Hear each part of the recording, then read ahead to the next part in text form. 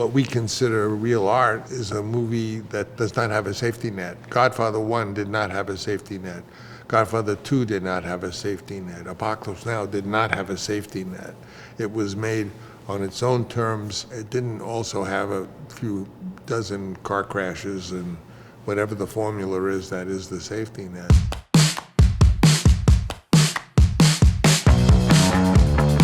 The Godfather? Well, it's sort of astonishment that 50 years have gone by. A lot of these memories are still pretty vivid in my mind. I was about 29 when I began preparing The Godfather, and in the course of the years involved in making it and editing it, I guess I was in my very early 30s. Nothing about what my life was like remained the same after The Godfather. Certainly that film changed everything for me.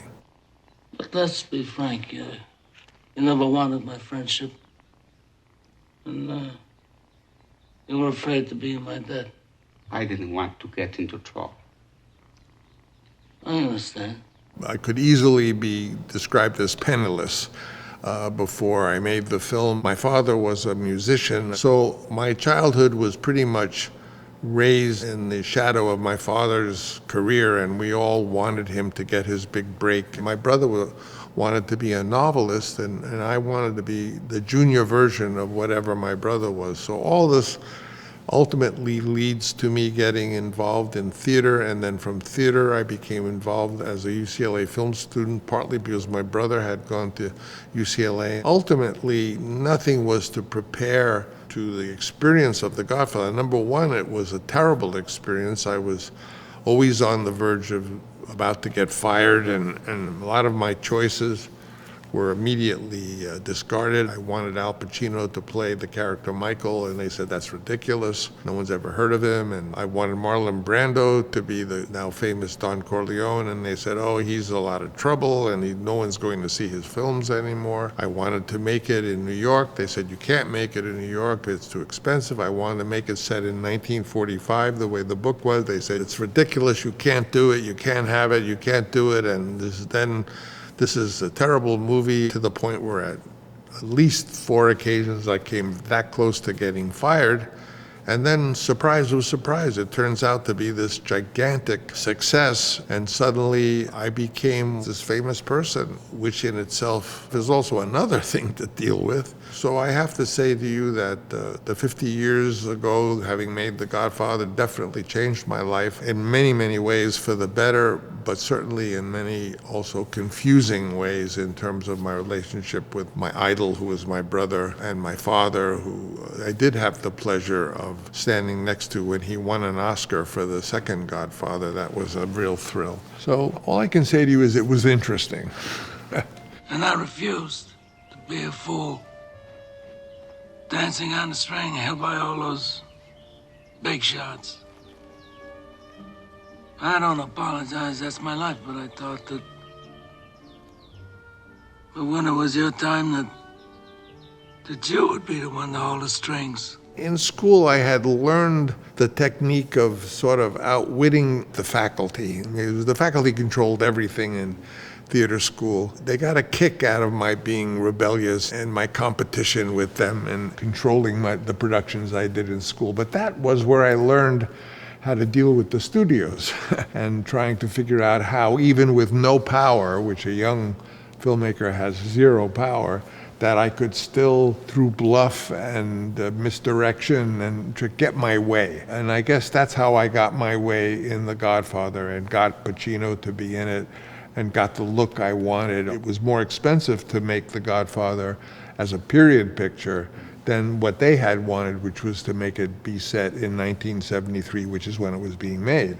But I credit those victories not to any, I certainly had no clout, but I had a certain degree of skill in outwitting the people supervising you and the tremendous talent of the people I was working with on The Godfather. The photographer, Gordon Willis, the production designer, Dean Tavaleras, the costume designer, Johnny Johnston, and that extraordinary cast, Al Pacino, Jimmy Caan, Robert Duvall, Johnny Casal, Al Lettieri, Marlon Brando, Diane Keaton, on, and not to mention the writer, Mario Puzo, who had written the story and the characters. With such people to work with is the only way you can explain The Godfather that we now know as a classic. But if Clemenza can figure a way to have a weapon planted there for me,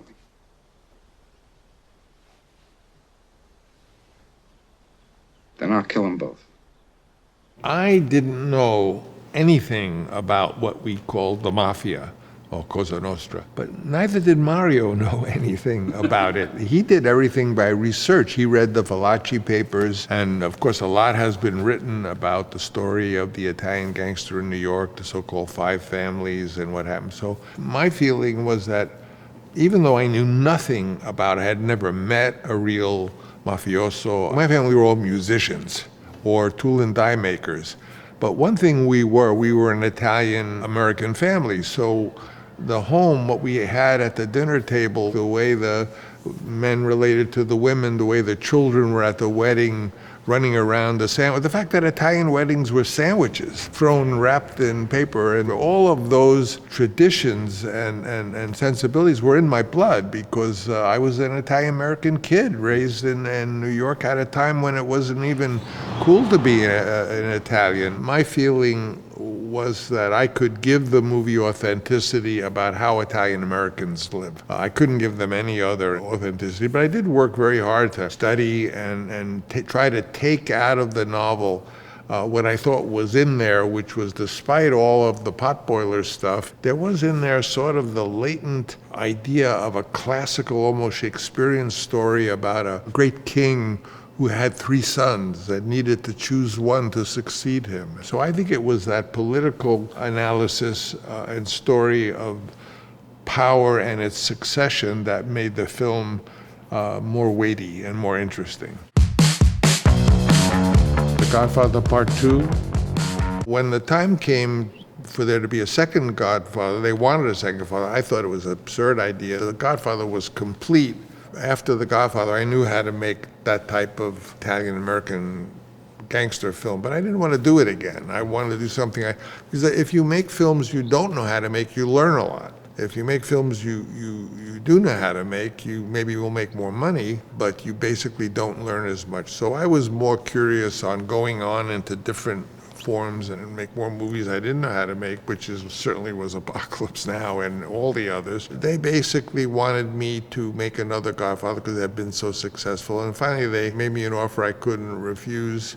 After I did try to say, I'll write it and I'll supervise it, but I want to pick a new young director to direct it, and had one in mind, and they just said, no, absolutely not. We won't trust this to some new young guy, which they had trusted it to me, so that didn't make any sense. But eventually, when they said that I could do anything I want and I wouldn't have to kowtow to their structure and have them read my script and give me their notes, which I said I wouldn't do, and could call the movie The Godfather Part 2, which was, there was more pushback on the title than even the ridiculous amount of money I asked them for, which they didn't seem to care, but they rejected the idea as a title, saying people would think it was the second half of the movie they'd already seen. I said, well, that was it. I would do it or I wouldn't do it.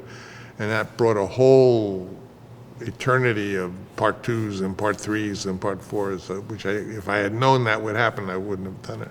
At any rate, I got to make that, and I just used the story that I was interested in.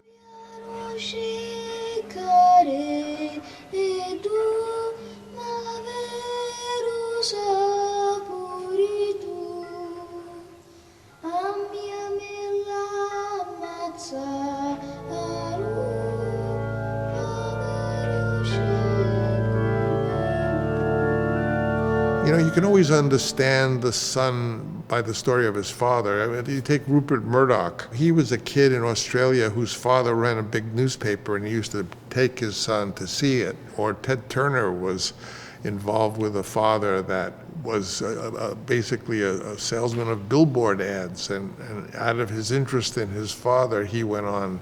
So the story of the father is always embedded in the son.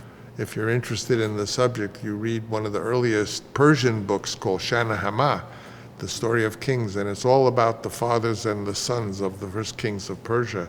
And the son never betrays the father. The father always betrays the son.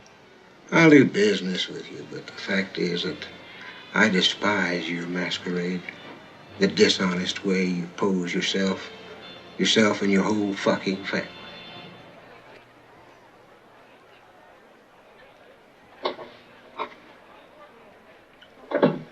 Senator, we're both part of the same hypocrisy. But never think it applies to my family.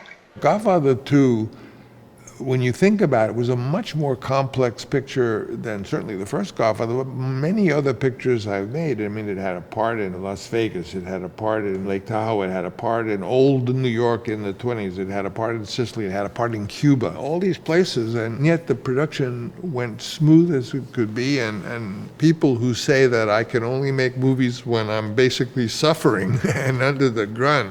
Godfather Part 2 was not suffering and was not under the gun. So to me, that demonstrates that being scared out of your mind is not a necessary element to make a good picture. You know, subsequently, other movies I made that I didn't know how to make, I came to learn how to make them in the course of doing it, which is is my peculiar approach to cinema. I like to learn by not knowing how the hell to do it.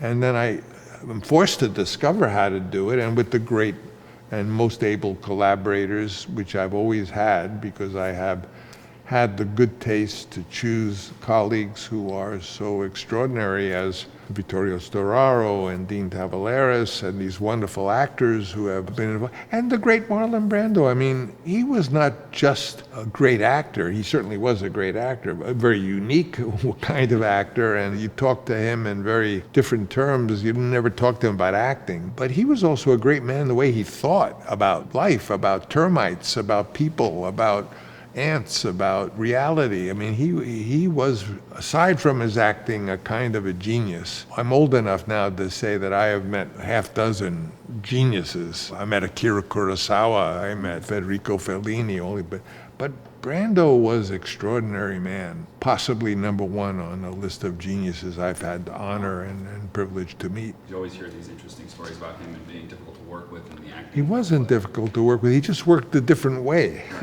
You didn't talk to him about acting or I think your motivation, blah, blah. You didn't talk about that. In fact, you didn't even have to talk to him. You could just put a prop in his hand and he would then use that prop to accomplish what you really wanted. Apocalypse Now.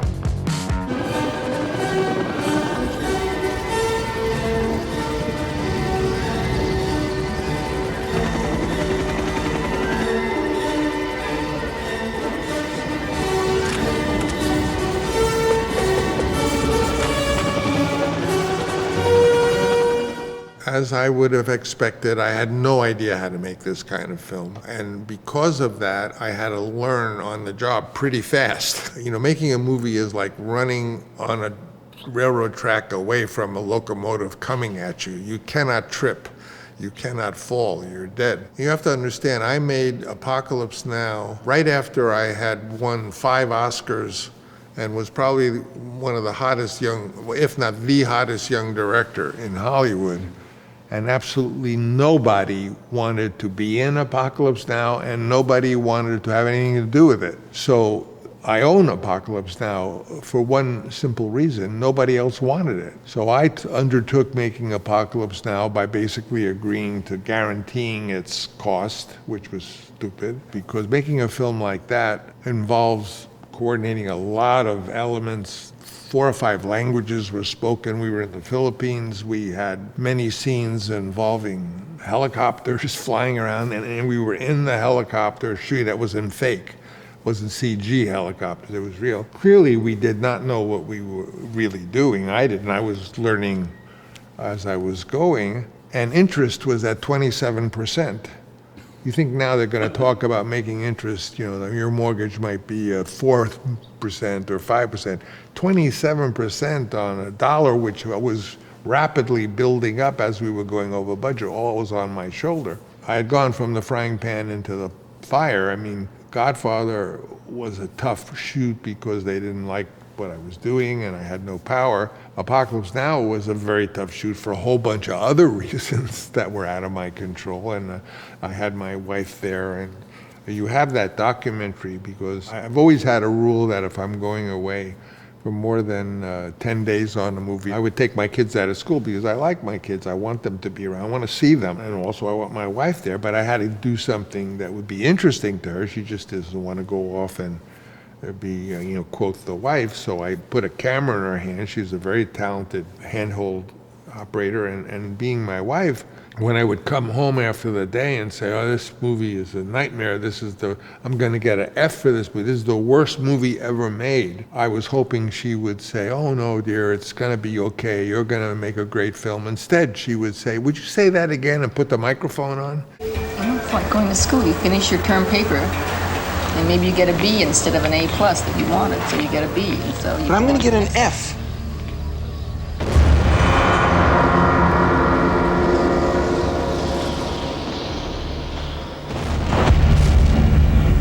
This film is a $20 million disaster. Why won't anyone believe me? I'm thinking of shooting myself. All of this nightmare of not knowing what I was doing, being against outrageous odds, having changed the style of the movie, making it, as we went along, more surrealistic. Movies are made by many, many things and people, but one of the things that make a movie is the movie.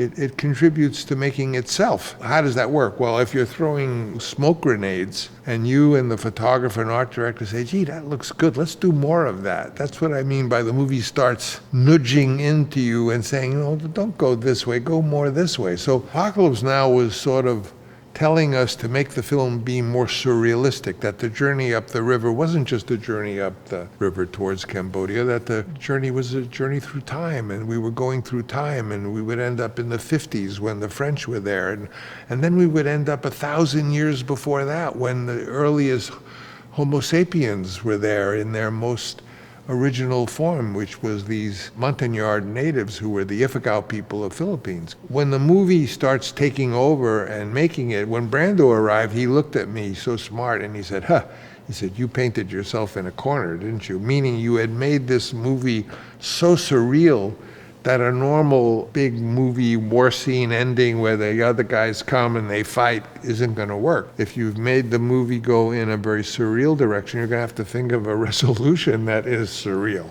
or that can at least have resonance without just being a typical, well, the army comes, there was a big battle, and it's an exciting battle, and then it's over. So there I was, having done this, on the hook for it. And I wouldn't even talk about other calamities, such as the typhoon destroying all the sets, or even a more human scare, which was Marty Sheen's heart attack, which, one thing about Marty Sheen is, of course, no doubt, his family loved him dearly, but everyone loved him. He was just an extremely nice person that everyone was scared. Had he had not survived, the people who were making the film would have closed down, and the money would have come from me for what had been spent, and I could never get it back because I'd have no finished film. So when I told everybody, don't gossip, don't call home and say Marty's had a heart attack, because I even am embarrassed with what I said in my wife's film, although I had the power to take it out, I didn't. But I had to. If Marty dies, I want to hear that everything's okay until I say Marty is dead. You got it? Right. If it's not done, man, ship the whole office out of here. The film only even managed to survive is because his wife courageously just took him to a hospital and didn't say he's out of the picture. And because of that, I kept shooting with his brother. And then eventually, thank God, he came back and was able to finish, and he's alive to this day, as we know. Many people said, gee, that movie is incredible, but I saw the rushes, and there's unbelievable stuff that never got in the picture. So I was encouraged to make a film version called Redux, which was like another, God knows what, 40 minutes longer, and it was successful.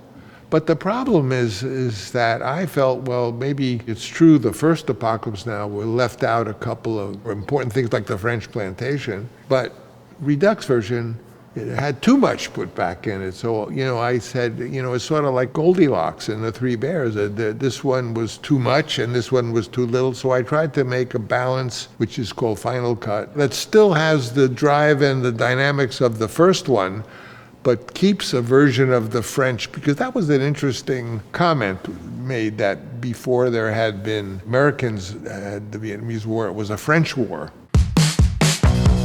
The conversation.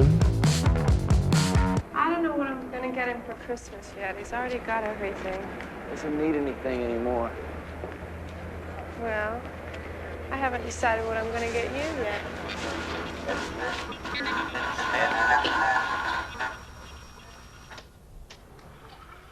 I had loved the movie of Antonioni, Blow Up. I just thought, I want to make a movie like that. That's the kind of movie I want to make because it was intriguing and it was moving and it was mysterious.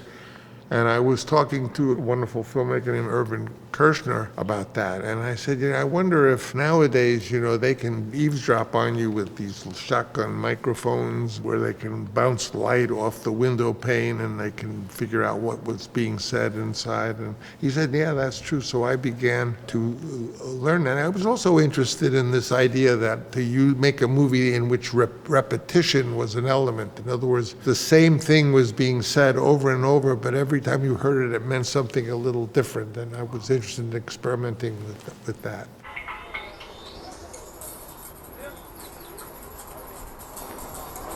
He'd kill us if he got the chance. We've always felt that sound is half the experience, that sound and picture are the two components, 50-50, that contribute to the effect on an audience. The interesting thing we knew was sound was much cheaper than picture. So in the early days of Zoetrope, we put all our energy into sound and in many ways created the modern soundtrack format which now dominates the world. That was all done in San Francisco because Zoetrope was here, George was here, meaning Walter Murch was here and his colleagues, but also Dolby was here. And through that friendly collaboration between us and Dolby came a standard that then got proliferated around the world. It was always appealing when a character is hoist on his own petard. In other words, Harry's punishment for his sins, be they real sins or not, is that he becomes obsessed, that he's being gazed into. And well, the reason he tears his room apart is looking for the bug which probably isn't even there, it's in his mind. The Godfather, Coda, The Death of Michael Corleone.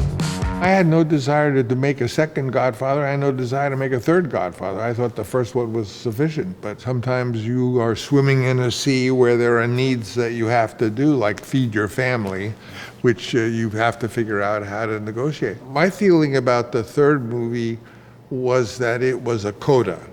In music, if you have a big piece of music and you have a coda, that's the summing up, the epilogue. Both Mario and I had agreed that the script would be a coda and it would be called The Death of Michael Corleone. Now, of course, by that time, the studio was much more interested in calling it The Godfather Part 3 because that could imply there being a Part 4 and a Part 5 and a Part 6, which really, it's not in that material, but you can make anything be in any material. At the time it came out on Christmas, so it came out in a pretty fast post-production period. We weren't really finished, but it came out and they wanted to be called The Godfather Part 3, and I didn't have the power that I had during Part 2, but I subsequently took a look at it and said, well, if I could do it the way I wanted and what Mario and I had agreed, I would call it The Death of Michael Corleone. And it would not be considered a third installment, but rather it would be considered the third resolution that would try to resolve the entire first two movies with a coda or an epilogue.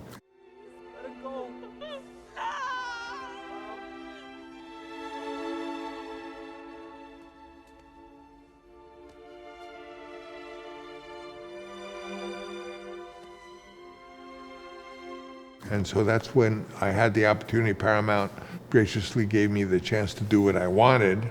And so I took the film and I recut it and made it a little shorter, in fact, and began it in a different place, ended it in a different place, and moved things around in a version that I thought was very superior to what had come out as Godfather Part 3. And so that's what is now going to come out on the 50th anniversary. It does the job that I had hoped and that Mario had hoped to do. You know, Mario that collaboration turned out to be like having a wonderful uncle, Mario Puzo. He was a real character, and we developed a nice working relationship, and I'm very fond of him and his memory.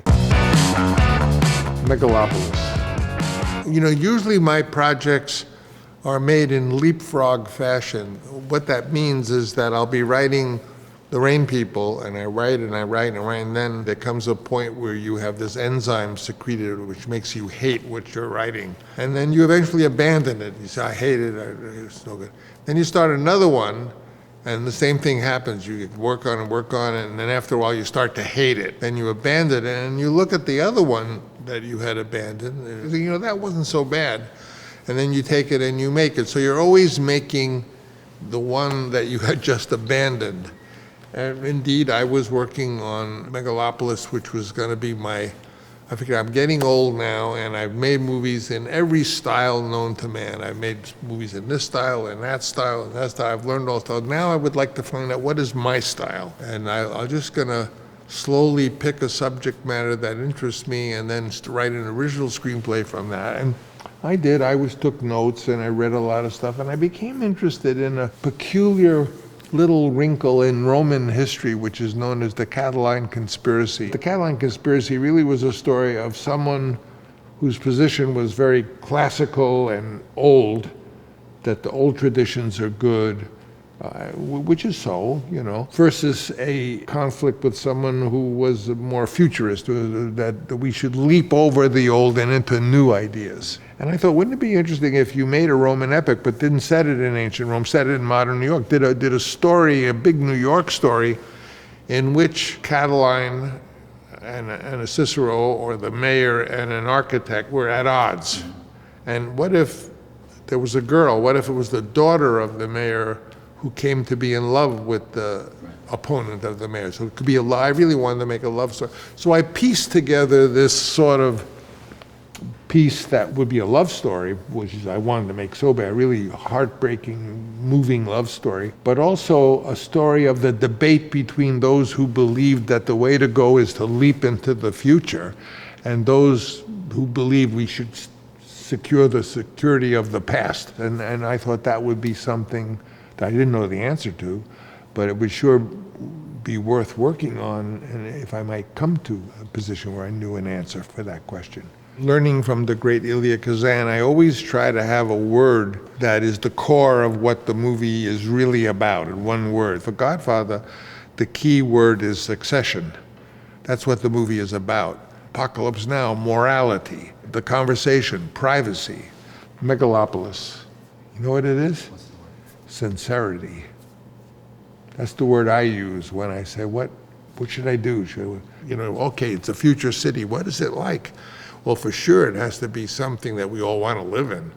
If we come away like Lost Horizon, I don't, it's a little creepy. It all looks like a monastery or something. That's not going to work. I think I can speak for a lot of people saying that we're really excited for Megalopolis to. Well, I'm starting now. I'm working on it now, in fact.